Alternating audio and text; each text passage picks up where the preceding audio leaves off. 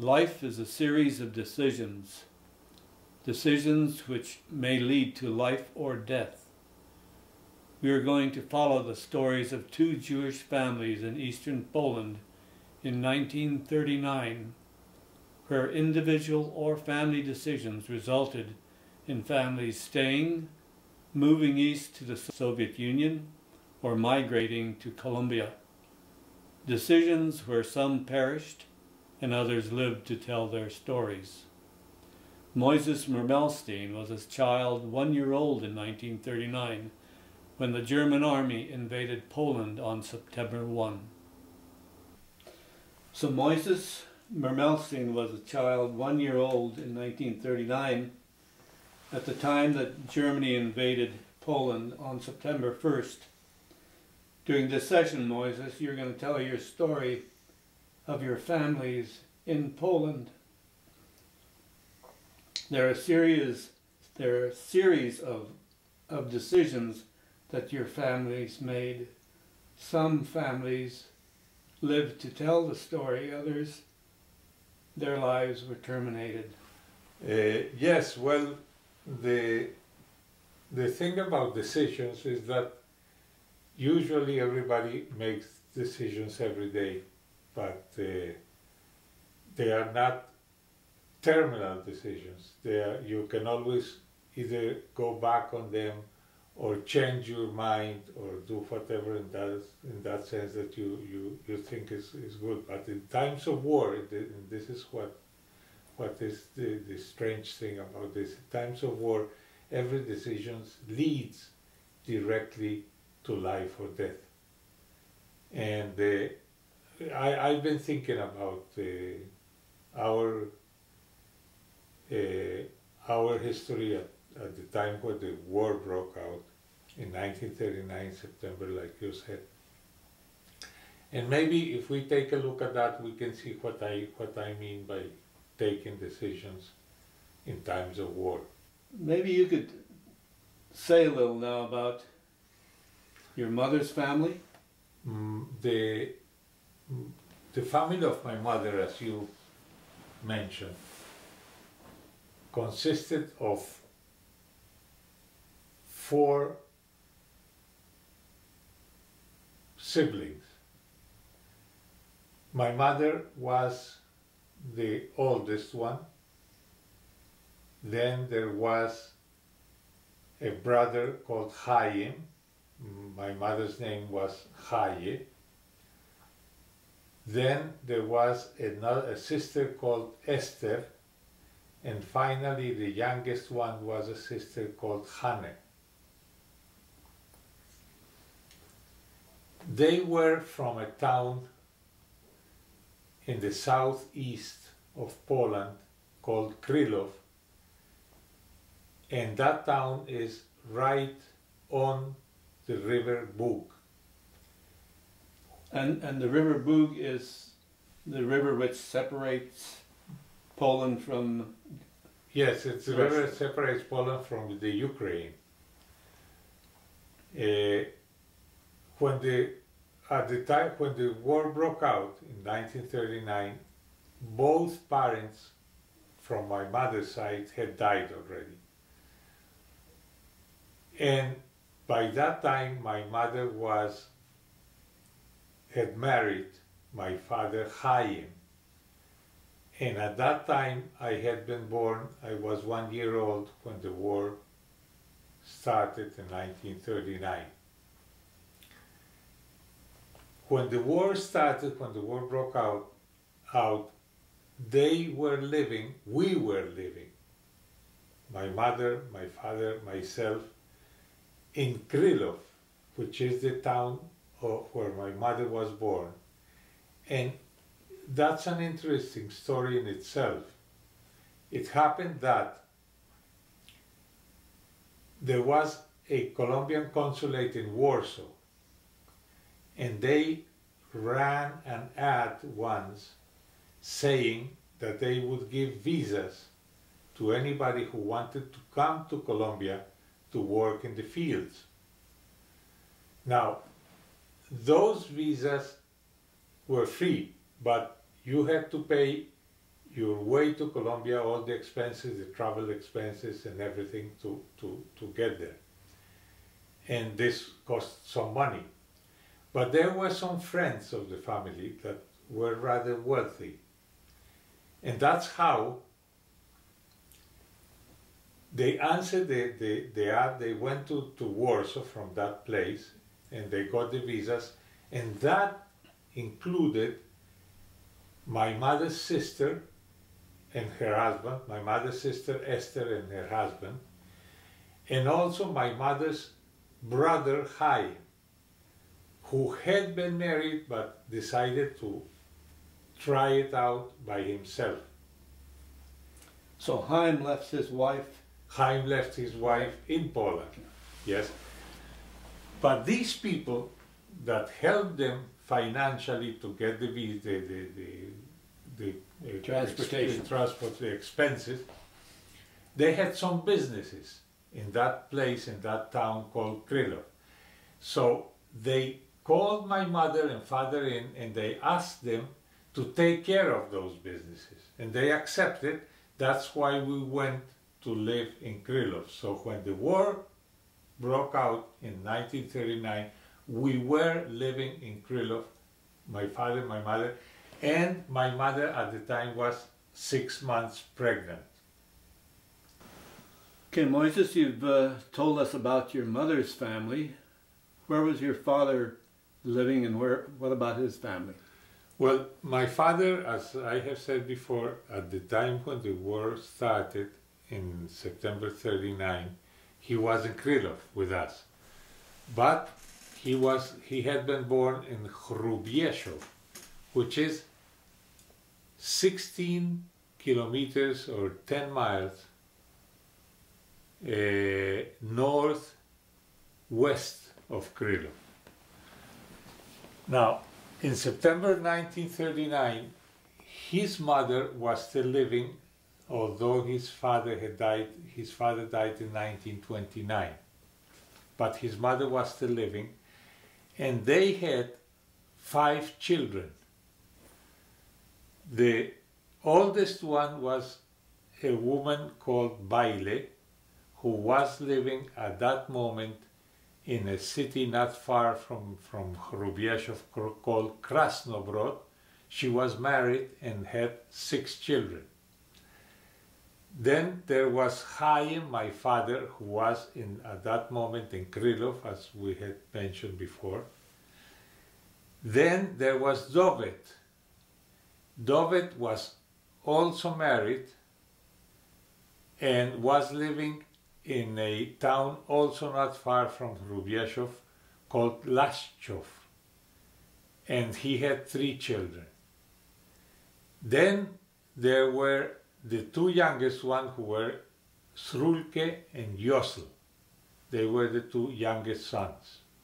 Your grandfather died in 1929. What did he do? Oh, he used to be what is called a soifer. A soifer is a man that writes in handwriting. He's like a scribe. Like a scribe. He writes all the things that have to do with the scrolls. He writes the small pieces of parchment that go into the mezuzah, which is the phylacteries and also the phylacteries, the tefillin.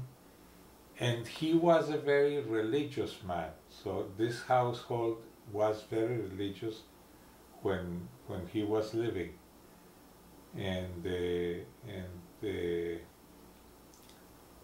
But he died, as I told you, in 1929. So when the war started, he was already dead. What did your grandma, how did she continue to subsist? She had a small store where she sold dry goods and small things for the home, like threads and needles and the buttons and all sorts of the small things for the home, and she subsisted with that. Besides that, my father used to work, my uncles used to work, everybody used to work and cooperate into the household. Moises, tell me about the relationship of Russia to Germany in 1939. Well, they had signed, if I'm not mistaken, like around August of 1939, they had signed a non-aggression pact.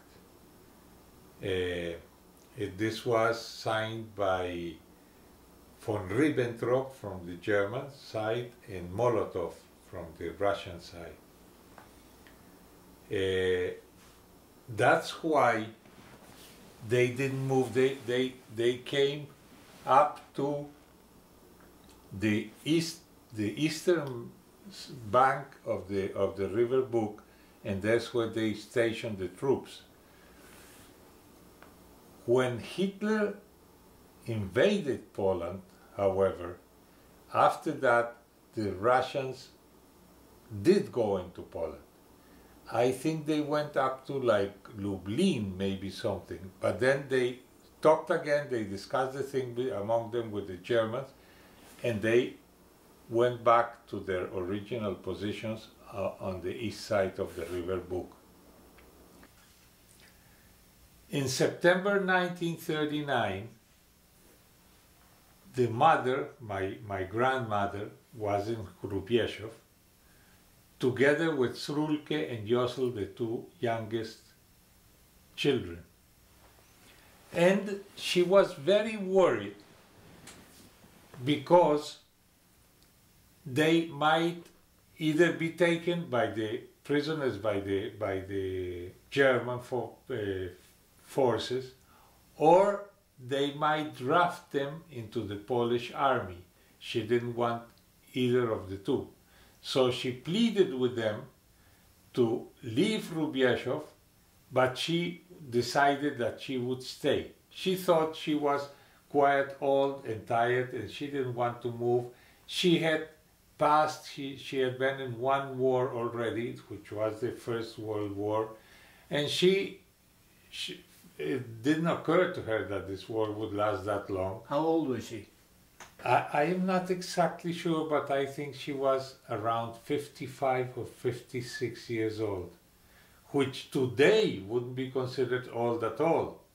But in that time, it was rather considered old, and she thought that the war would end somehow very soon, and that she would like, she could probably stick it out and stay there, and when the war would be finished, she would return to her normal life, and everything would return to the normal life around her. So they finally accepted. So about these decisions that we are talking about, that was the first decision. Her decision to stay in Hrubieszów and not leave because of the war. That was the first decision. Her two youngest sons, Rulke and Josel, left to Krylov to talk with my father about this. They left on foot. There was no other means of transportation. So they left, and they came to Krylov and talked with my father about it, and my father and mother, they accepted. They said yes, it's a good idea to look for refuge in some other place. So my father volunteered, and he did it next day, to go across the river and look for a place across the river on the other side when the Russian troops were, the Soviet troops were, to look for some shelter there. And he went there and came back with the good news that he had found one. He had found a blacksmith that was living not far from the river on the other side. And this blacksmith, Jewish blacksmith, had a house with 2 rooms. So they agreed that he would rent one of the rooms, he would take his family into one of the rooms, and that he would rent the other room to my father and all his family, yes, for some price that was not decided in currency, but it had to do with oil and sugar and salt, a certain amount of, it was like a trade thing. A barter. Yeah, right. So they agreed on that, and my father came back with the good news that he had found a place to stay. So that's what they did.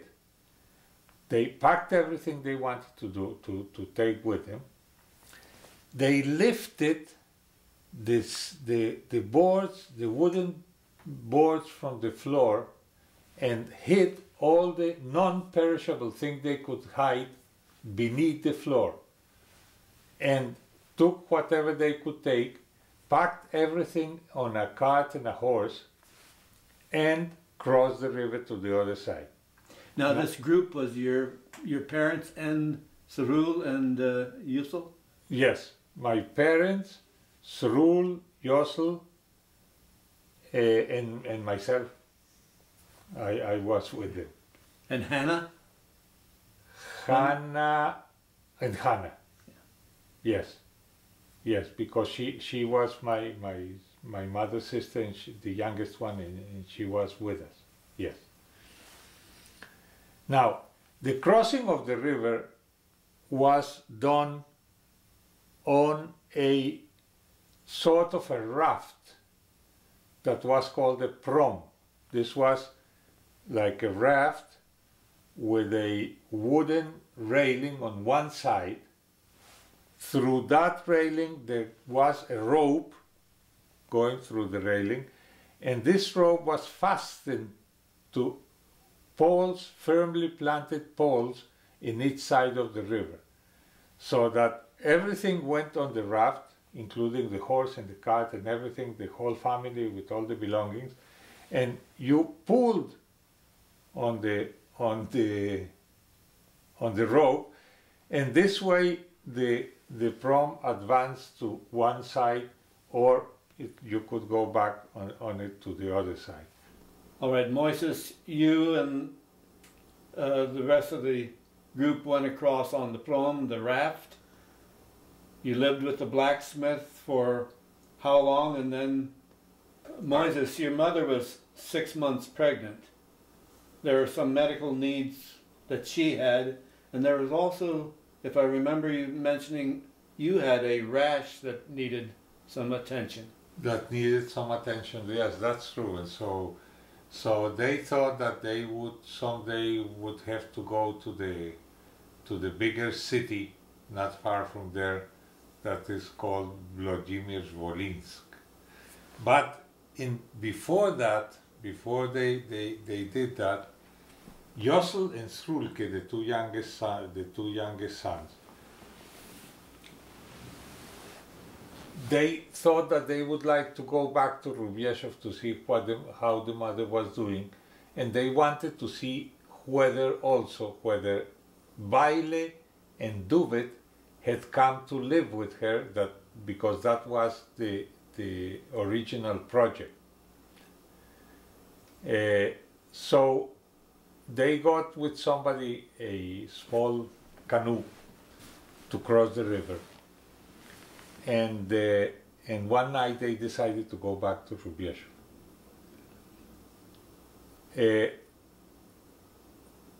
They learned on the way that, first of all, on one side of the river, on the German side of the river, there was nobody. And on the other side of the river, on the east side, there were the Russians, the Soviet troops. But there was one guard that they took half an hour from one guard to the other to cross the same spot. To do the patrol. To do the patrol, right. So what they did is that they waited till the guard had left, and then they went and crossed the river. And they planned to do this for the way back also. So they did that, and they went to their mother's house, and they talked with the mother. They got some clothing because it was starting, the cold season was starting already.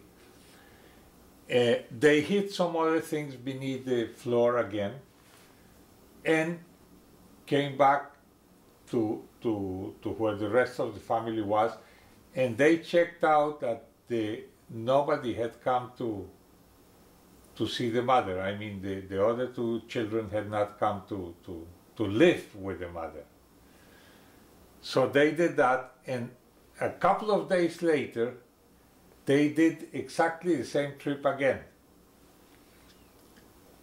In this second trip, they met with David and his family that had arrived to live in Rubieszów with the mother. Okay? So they tried to convince David to come with them to the other side of the river with his family, and he didn't want to do it. But finally he accepted to go with them, back with them together, and try it out, see what it looked like. And then he would decide whether he would stay or not. So he went back with them, and after staying maybe 1 or 2 days, he decided that he didn't want to do that he'd stick it out also. He'd wait till the war will be over back in Rubieszów. So he went back by himself. Yes, that's another decision. To this day, we don't know whether Baile did arrive in Rubieszów or not. With That's her your family. sister, that's your father's older sister. Older sister. We don't know. The only thing we know is that they all perished. My grandmother, Baile and the whole family, and David and the whole family, they all perished probably in the Sobibor extermination camp, which is not far from Rubieszów. After that trip, these two young people, including Hane this time, went to the big city to see what it looked like. And in the big city, Włodzimierz-Wolinsk, this city was called Ludmir in Yiddish. For some reason, I don't know what the reason is, but that was the name the Jews gave it in Yiddish, Ludmir. They went there, and there was my father's cousin living there. So they came to her house, and they explained where they were. They told her the whole story, and they said that my mother needed the doctor, and that I was also in need of a doctor. So finally, they agreed that the whole family is going to come over to this cousin, and they wait a little bit, then they go into the city to see what it looks like, and evidently they find the city. The city was teeming, literally teeming with refugees. It was swarming, how do you say? That's it. They just the streets were filled with refugees. They slept in the streets. It was terrible because everybody was coming to this city to escape from Poland and the Germans. From the Germans, right. So they saw all this, and they went back to Cucnów, to the blacksmith, and they told the whole story. So they decided that they had to go to Włodzimierz-Wolinsk anyway because of my mother and of myself, and they wanted to go to a bigger city anyway. So they decided to do that, but before doing that, Jocelyn Srulke wanted to go once more to Rubieszów to see the mother. So they picked up one night to go there, and before they went there, Shlomo, the son of the blacksmith, asked them whether he could go with them. He was a young boy, maybe, I don't know, maybe 18 or 19, and he wanted to have some adventure and take a look what Rubiesho was like, and maybe see how